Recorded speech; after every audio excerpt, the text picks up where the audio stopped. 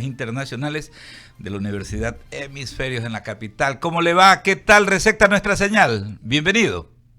Caballeros, buenas tardes. Qué gusto saludarles. Les escucho claro y fuerte. Gracias por la invitación. Qué bueno por estos tiempos hablar de cooperación internacional, de cooperación hemisférica, incluso, ¿no?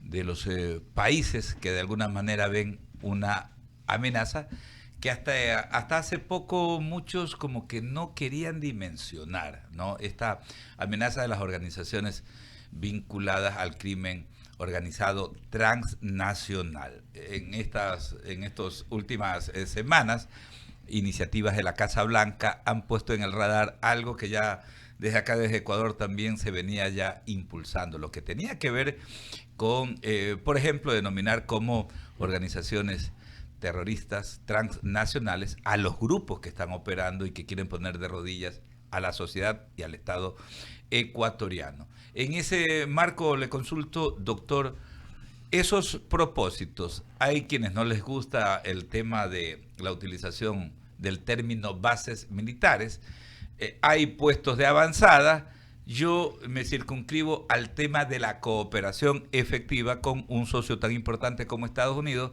sin dejar de lado a los países que hacen frontera con Ecuador, Colombia y Perú, por eso hablaba de lo hemisférico. ¿Cómo dimensionamos aquello?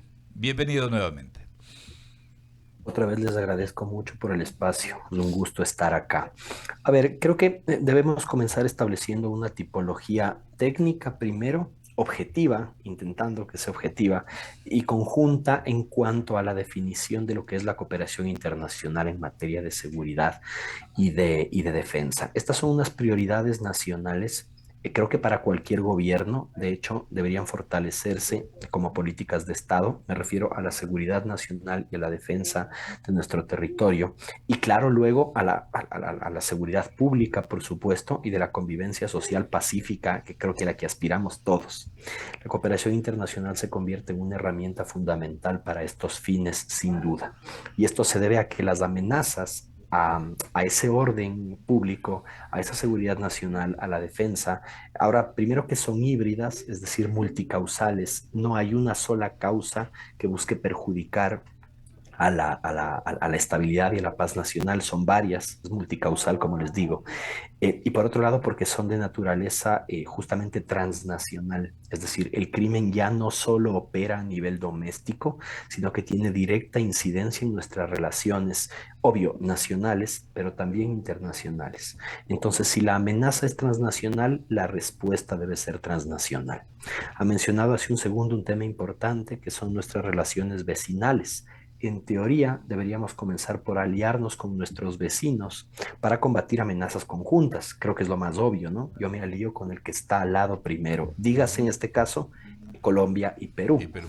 y dada la posición del Ecuador más aún. Pero claro, el panorama político es tan complejo que a veces esa cooperación internacional, no, con fines al combate de estas amenazas de las cuales les he hablado, nos viene dado por un socio potente, internacional, quizá no vecinal porque no está al lado nuestro, pero que sí tiene mucho peso en el sistema internacional, que en este caso es Estados Unidos. Entonces diría que va por ahí la lógica, ¿no? Me voy a aliar con el fuerte por ahora y eso tiene consecuencias. Muchas positivas, hay escenarios positivos al respecto, pero también otros negativos y ahí está el debate, ¿no? Especialmente si es que hablamos de la posibilidad de el establecimiento de bases militares aquí en el país. Claro, oiga, y en esto del origen multicausal al cual usted hace referencia, yo creo que debemos de profundizar hasta en un estudio sociológico. Es tremendo, ¿no? Porque vemos un poquito en parangón, ¿no? Lo que ocurre en otras sociedades, incluso amenazas eh, de esa violencia que se expresa en latitudes europeas, por ejemplo, donde era impensable, hasta hace poco tiempo era impensable que se evidencie esta violencia terrible, ¿no? Pero en todo caso, pues, aterrizando nuevamente acá en esta parte del hemisferio, doctor, eh, lo político termina siendo determinante. Y digo esto porque yo también coincido plenamente y por eso yo lo ponía ahí, que lo primero era haber hecho una causa común acá en Sudamérica. Ni siquiera solo con Colombia y con Perú, sino con el resto de países andinos tal vez para irnos ubicando, ¿no? En esta parte del continente.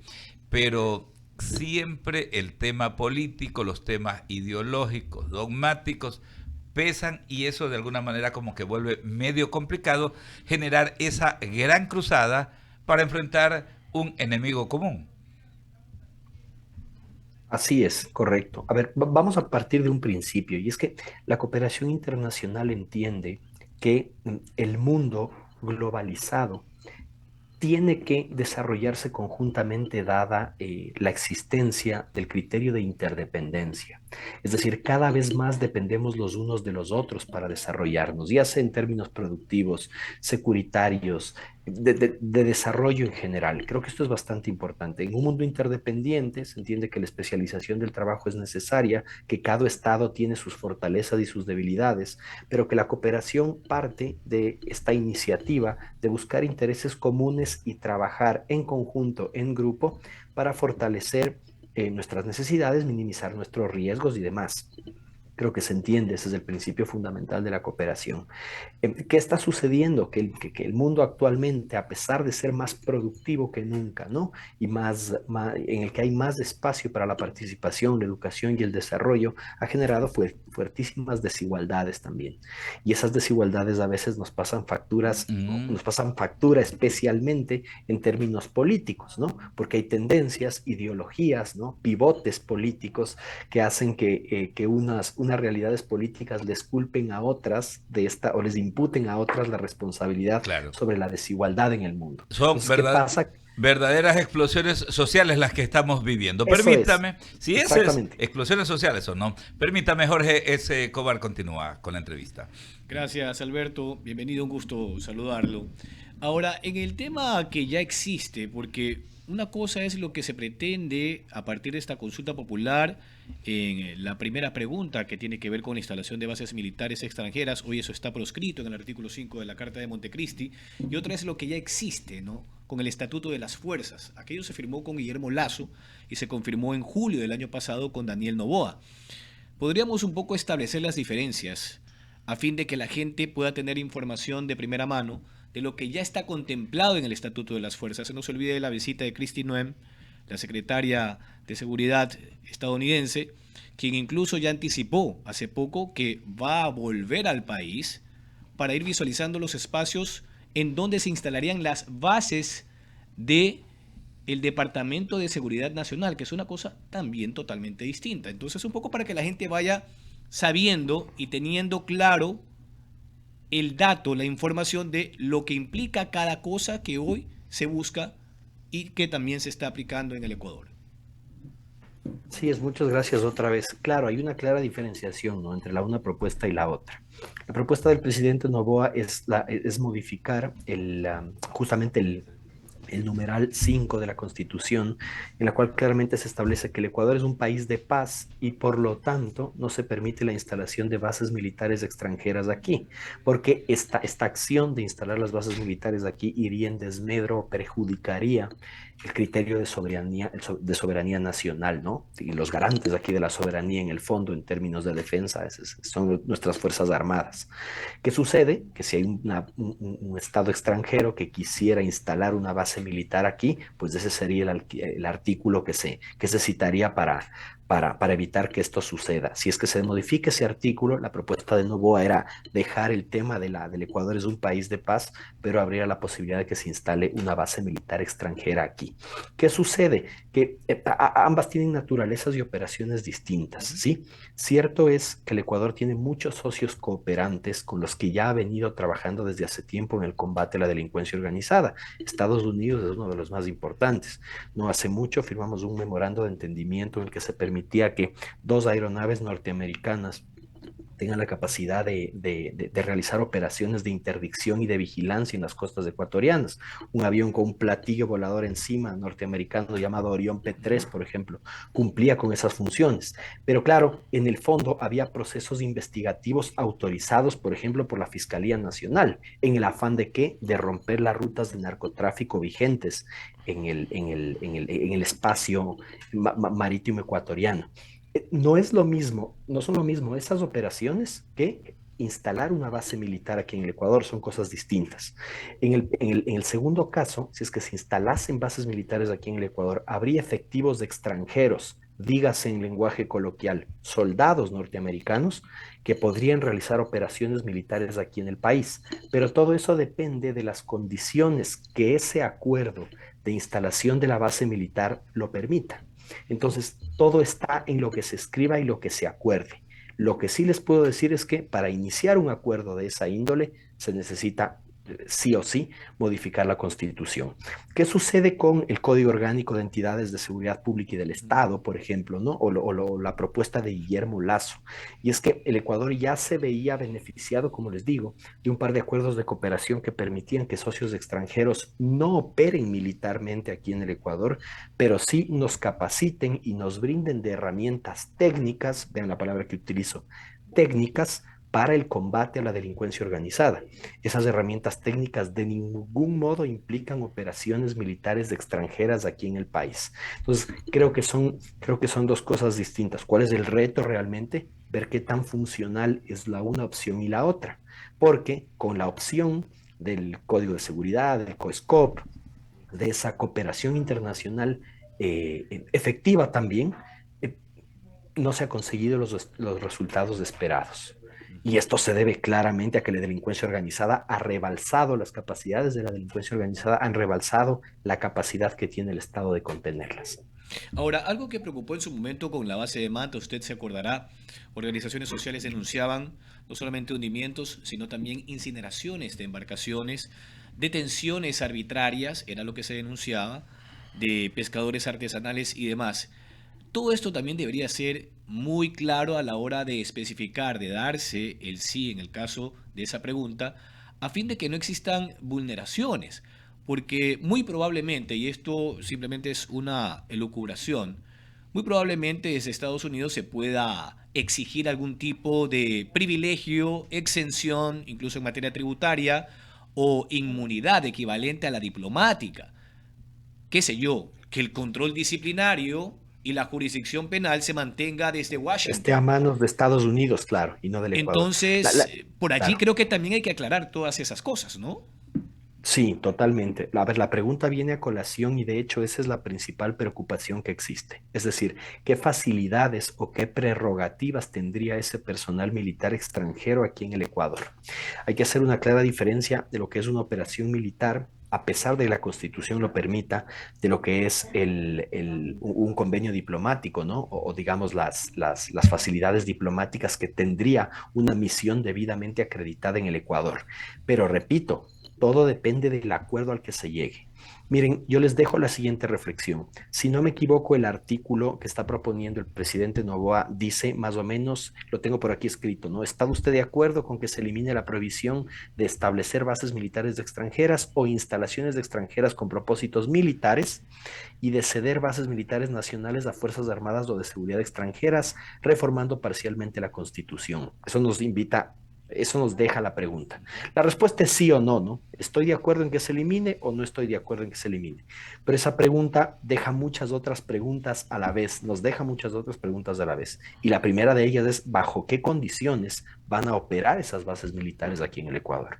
Entonces, yo me iría por esa reflexión. ¿Qué convenio voy a firmar? ¿Esas prerrogativas diplomáticas les van a dar inmunidad al personal que esté aquí?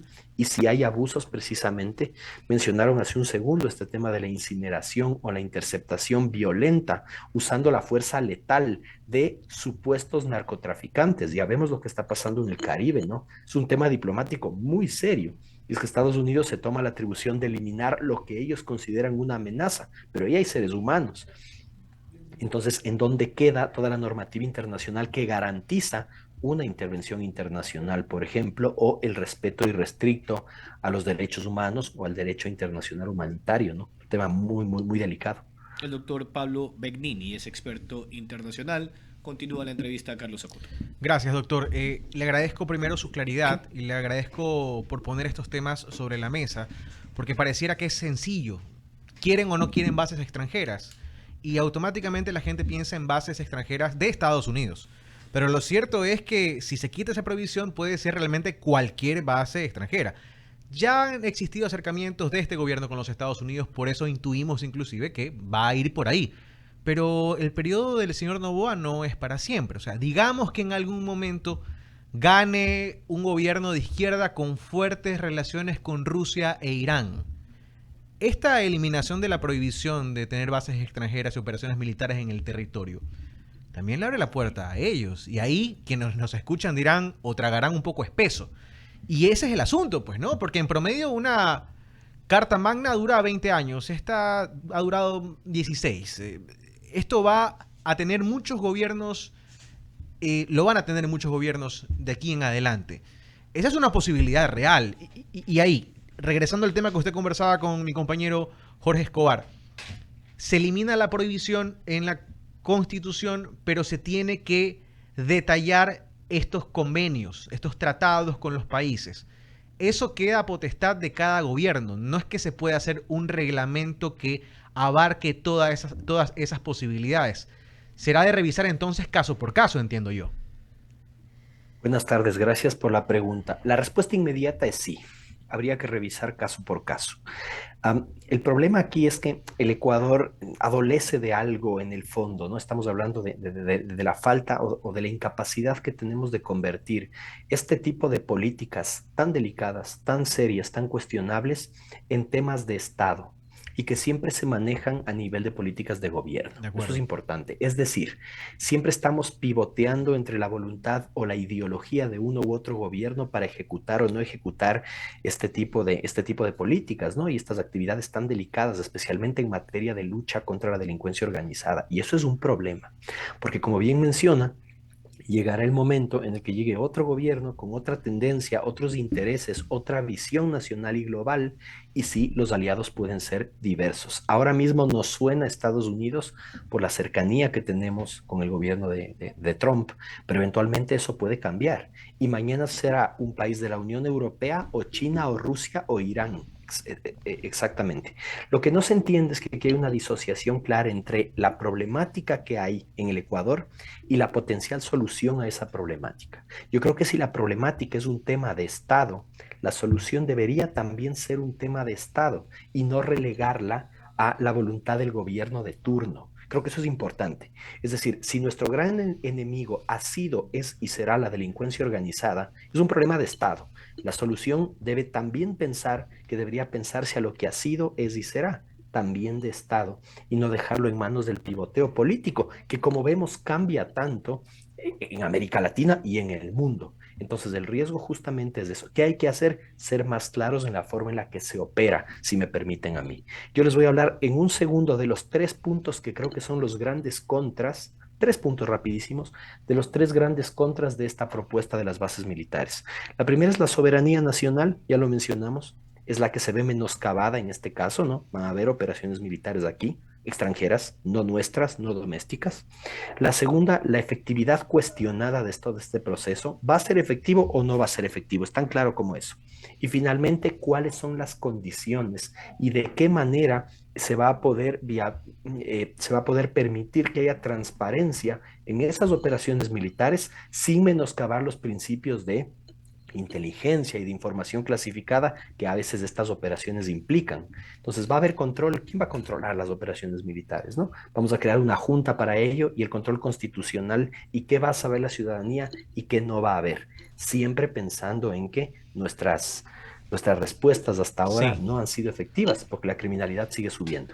De acuerdo, acá jamás le vamos a decir usted vote sí, vote no, eso queda a su libre albedrío, pero queremos darle, y esto es un mensaje para la audiencia, toda la información posible para que usted vaya muy bien informado y sepa por lo que está votando.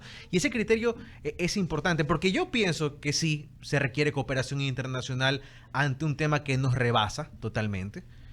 Son organizaciones delictivas con conexiones transnacionales que reportan a carteles en Europa, en México, por ejemplo. Pero yo también temo, por ejemplo, y eso lo comenta la gente en la calle, y si de pronto en los años posteriores nos vemos envueltos en un conflicto bélico del que realmente no somos parte por tener la puerta abierta a que se instalen bases militares extranjeras acá, tomando en cuenta que hay armamento incluso nuclear, Esa también es una posibilidad. Y aquí me toca a mí jugar de abogado del diablo, pero es que ese es uno de los argumentos que presentan quienes se oponen a esta medida, que yo insisto, yo creo que se requiere una medida de apoyo de otros países frente a este fenómeno, pero hay que mirar mucho más allá. Hoy el problema del narcotráfico es un problema relevante para todos los ecuatorianos, la inseguridad también. Hace 3 años, según la mayoría de encuestas, es el principal problema del país. Pero antes era lo económico. Estoy seguro que en unos 4 años, ¿qué será? 5 años, el mantenimiento de los recursos, qué sé yo, ¿no? Es un problema de ahora y a mí sí me preocupa que se esté decidiendo con base en la coyuntura. Regreso a la pregunta, la posibilidad de vernos involucrados en un conflicto internacional del que no somos partes, doctor.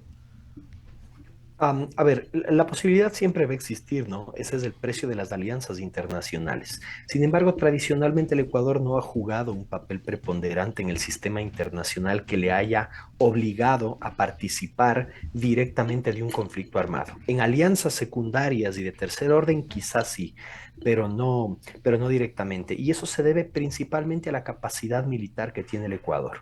Al iniciar la entrevista hablábamos de que ahora mismo se nos ocurre que las bases militares que se instalarían en el Ecuador inmediatamente vienen de Estados Unidos. Y eso se debe a que la capacidad logística de los Estados Unidos es todavía la más grande del mundo. No solo es uno de los países que más gasta en defensa y en seguridad, sino que es uno de los países que tiene más expansión o proyección estratégica en el mundo. Por eso no suena a Estados Unidos, ¿sí? Francia es una potencia militar también, ¿sí? A su manera, ¿no? Italia también lo es en el Mediterráneo, pero ellos no tienen esa visión de expansión que sí tiene el Ecuador. Al aliarnos ahora mismo con Estados Unidos, no corremos el riesgo de ingresar a un conflicto directo, pero sí de responder a una alianza que por ahora, de la cual estamos hablando por ahora informalmente, pero que podría formalizarse con la instalación de una base militar. En Colombia, esto pasó en Colombia durante mucho tiempo, mientras Estados Unidos tenía presencia ahí, ahora mismo no la tiene. Otra cosa importante que hay que mencionar es que la ubicación geográfica del Ecuador nos invita a repensar la geopolítica regional también. El Ecuador está ubicado en un lugar bastante especial, y es que primero está entre los dos productores de cocaína más grandes del mundo, ¿no? Entre Colombia y Perú, miren lo que les digo. Eso es importante, ¿no? La salida al Pacífico, ¿no? La cercanía de las Galápagos y nuestra ubicación en general nos da para repensar estas necesidades. Y creo que el Ecuador, si algo no puede hacer, es no hacer nada. Es decir, estamos en necesidad de tomar el control de este tema, debatir sobre ello y, si es necesario, modificar también nuestra normativa. No me malinterpreten, yo creo que el peor error es no hacer absolutamente nada. 6 de la tarde con 37 minutos para el cierre de la entrevista a Sebastián Díaz. Adelante. Gracias, Carlos.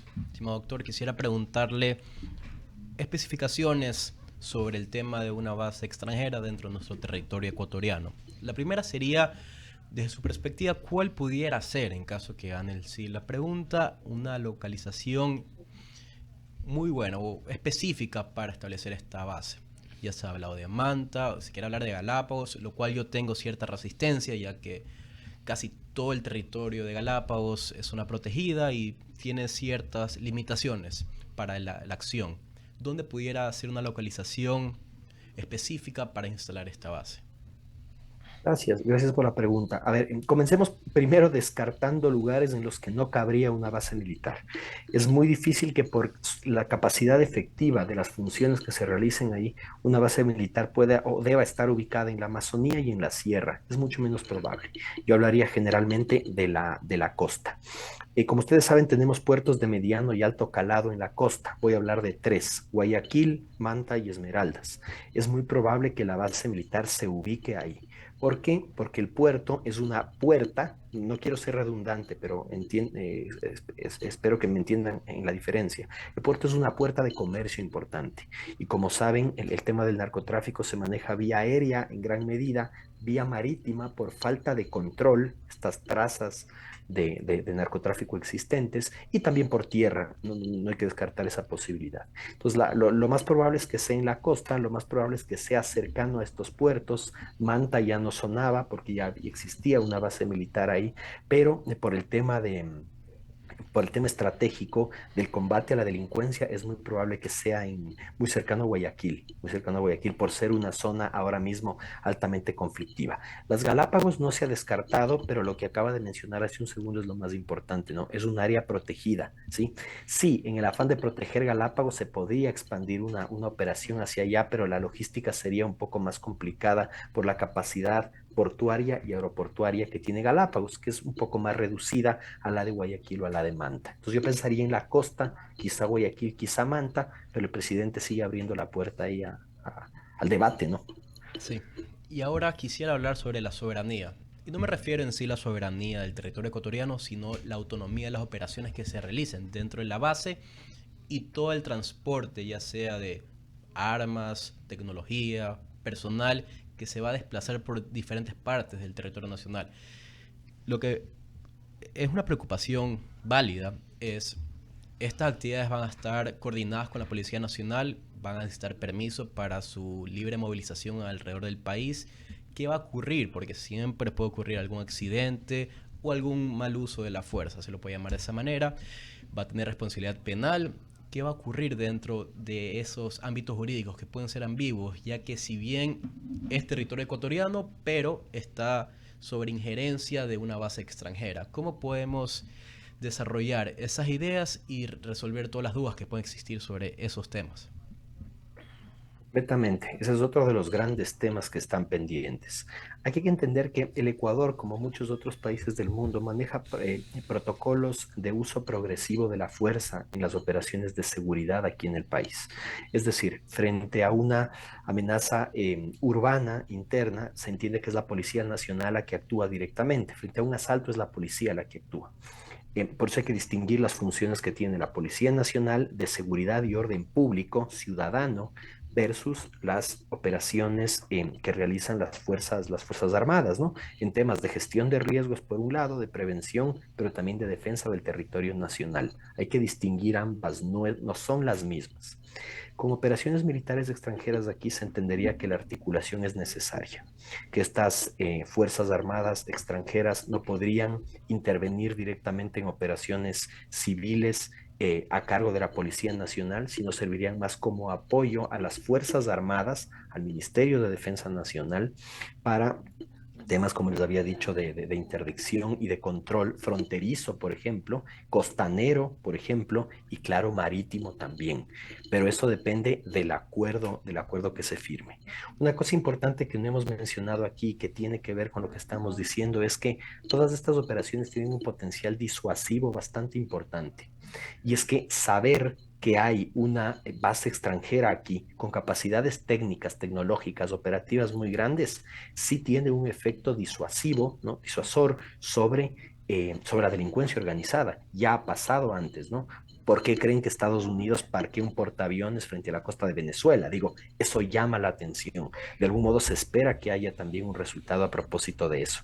Y hay que reconocer también que el Ecuador tiene capacidades limitadas, ¿no? Que si lo pudiésemos hacer solos, ya lo hubiésemos hecho. Pero repito, la cooperación internacional no es nueva, no solo es el Ecuador el que se beneficia de esto, ¿no? Ya son varias latitudes en las que se utiliza más o menos el mismo esquema y la cooperación ha sido, creo yo, de las herramientas más fructíferas que hemos tenido en Así este es. contexto, ¿no? Así es. Estas ayudas internacionales deben ser de manera horizontal, donde los ecuatorianos, es decir, nuestra fuerza pública no sea subordinada hacia una extranjera, sino que sea quienes vienen a ayudar a liderar las nuevas operaciones dentro del territorio ecuatoriano.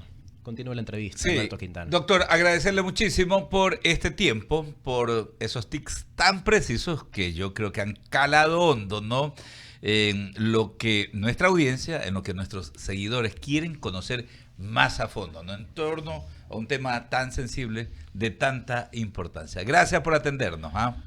Ustedes, ha sido un gustazo. Ya nos veremos pronto. Muchas gracias. Por supuesto que sí, es el doctor Pablo Begnini, es el director de la carrera de Relaciones Internacionales de la Universidad Hemisferios en la capital de la República.